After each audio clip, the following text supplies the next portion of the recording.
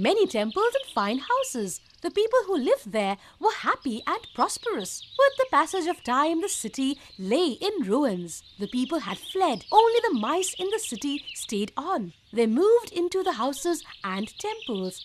It became a city of mice. Soon there were more mice than ever.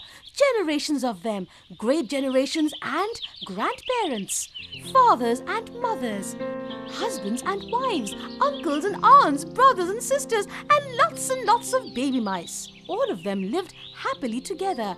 In a jungle, far away from the city of mice, lived some elephants. They were a large herd, and their king was a big tusker. Noble and kind, he ruled his herd well. The elephants loved him.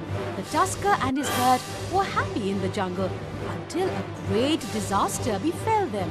There was no rain for several years, and all the rivers and tanks dried up. They had no water to drink. Far and wide the elephants went in search of water. One of them reported to the king that he had seen a city in ruins. On the other side of it was a lake. The king was delighted. He led his herd to the lake. On the way, they had to pass through the city of mice.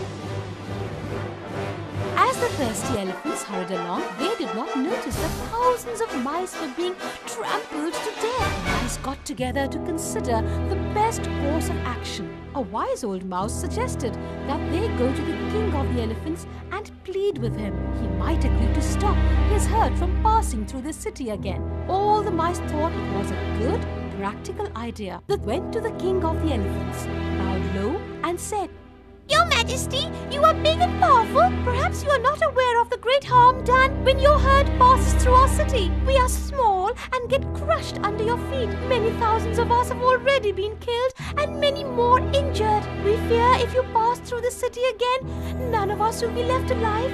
So we have come to request you to return to your jungle by some other way.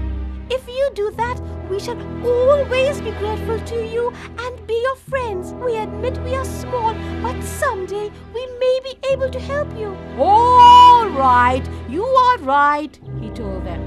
"Now go and live in peace. I will see that you do not suffer any more." Years later, the king of a nearby country wanted many elephants for his army. He sent out his men to capture as many as they could. They came to the jungle where the tusker and his herd lived. They were happy to find so many elephants. The men dug deep pits and covered them with twigs and leaves. These were traps for elephants. The king of the elephants and many of his herd fell into the pits. They tried hard to get out, but could not.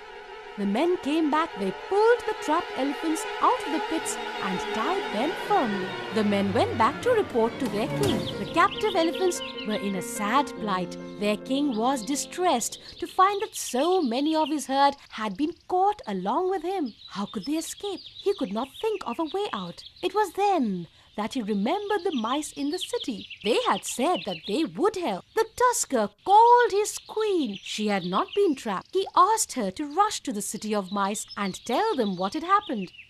The queen hastened to the mice. They were sorry to hear that the elephants were in such peril. "We will certainly do our best to help our friends," they assured her. Thousands of mice rushed to the place where the elephants were. With their sharp teeth, they cut through the thick ropes and finally set the elephants free. There was great rejoicing all around. The mice were happy.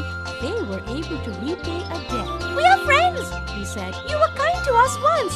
Now we are glad we could be of help." The mice and the elephants got together to celebrate. "This is the happiest festival of all," they joyfully sang in chorus. "It is indeed a festival of friendship between mice and elephants. Hurrah!"